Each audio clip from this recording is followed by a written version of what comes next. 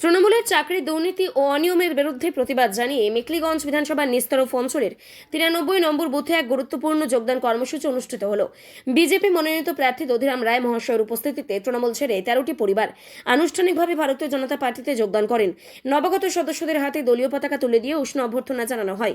এই যোগদান কর্মসূচির মাধ্যমে এলাকার বিজেপির সাংগঠনিক শক্তি আরও মজবুত হল এবং পরিবর্তনের পক্ষে জনসমর্থনের স্পষ্ট বার্তা মিলল।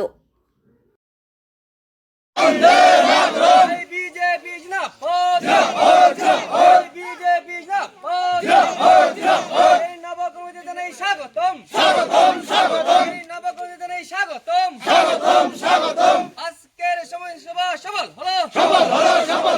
আজকের সময় সভা সফল হলো। আসলে বিধানসভা নির্বাচনে দধিরাম রায়কে পদ্ম ফুল চিহ্নে আসলে বিধানসভা নির্বাচনে দধিরাম রায়কে পদ্ম ফুল চিহ্নে vote vote vote vote vote